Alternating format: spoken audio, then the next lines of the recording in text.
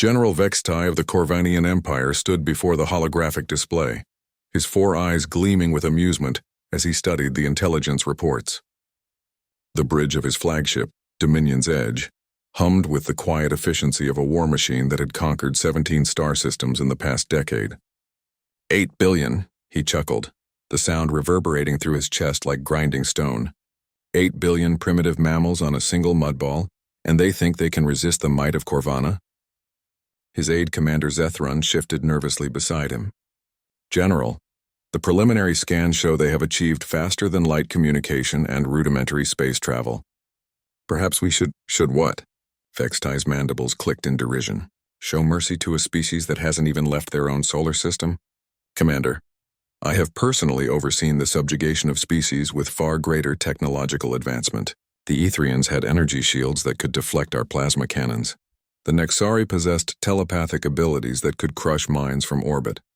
Yet they all knelt before Corvanian superiority. The general gestured dismissively at the blue-green planet rotating slowly in the display. These humans have crude chemical rockets and electromagnetic weapons. Their greatest achievement is splitting the atom, something we mastered 3 millennia ago. 8 billion rats trapped in a cage, terrified and helpless. What General Vextai didn't understand, what no alien conqueror in the galaxy had ever understood, was that numbers meant something different to humanity than to any other species. When the Corvanian fleet emerged from hyperspace at the edge of the solar system, Earth's governments received the ultimatum with the expected panic and chaos. The alien message was clear: surrender unconditionally or face extinction. But beneath the surface fear, something else stirred. Something that had driven humanity from caves to cities, from sail to steam, from Earth to the stars. Captain Sarah Chen stood in the cramped command center of Luna Base Alpha, watching the tactical display as red dots marked the positions of 12 Corvanian dreadnoughts. Each ship was 3 kilometers long, bristling with weapons that could glass continents.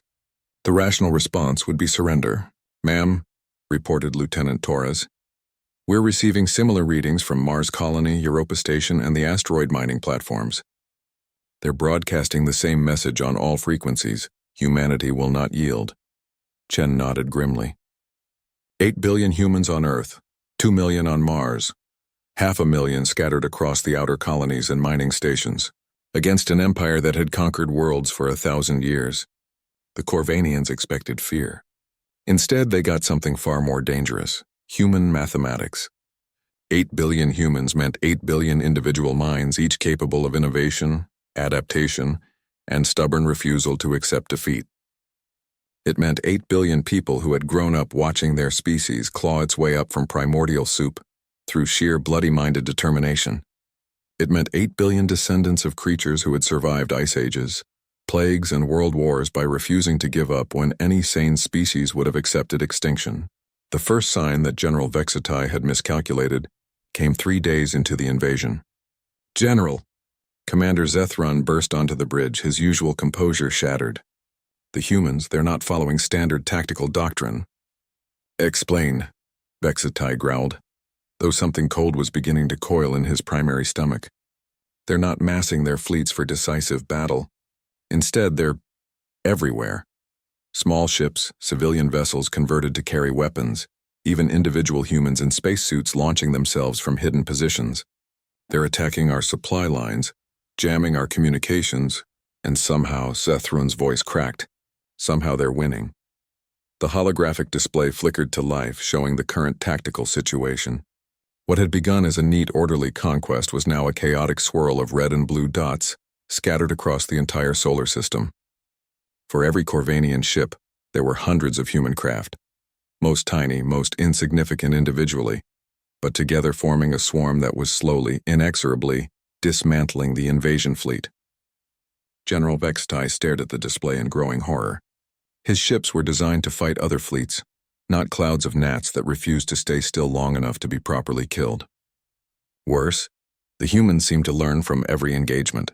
Tactics that worked once never worked twice. They adapted faster than his strategists could develop countermeasures. "How many ships have we lost?" he asked quietly. 7 dreadnoughts, 18 cruisers, and 43 fighters, Zethron reported. But General, the humans have lost thousands of vessels. And yet they keep coming, Vexitai murmured. Don't they understand they're losing? That was when he finally grasped the terrible truth. The humans weren't losing. They were just fighting a different kind of war. Every lost ship was replaced by 2 more. Every fallen pilot was succeeded by someone who had learned from their sacrifice. Every victory the Corvanians achieved taught humanity something new about alien technology and tactics. 8 billion humans meant 8 billion inventors, 8 billion engineers, 8 billion soldiers who refused to accept that the war was over just because the enemy said so. The end came not with a glorious final battle, but with a simple message transmitted on all frequencies. It was delivered by an elderly human woman, sitting calmly in what appeared to be her kitchen. To the Corvanian Empire, she said, her voice steady and warm. This is Admiral Mary Henderson, formerly a teacher from Des Moines, Iowa. I wanted to inform you that your last functional warship has just surrendered to my grandson's fishing boat. He's 12 years old. She paused to sip from a steaming mug.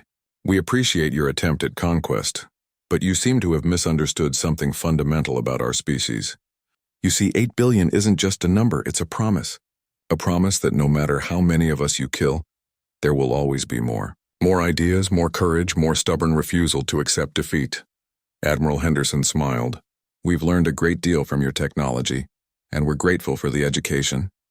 Consider it payment for the lesson you've learned about humanity. You're welcome to leave peacefully, or you can stay and continue your education.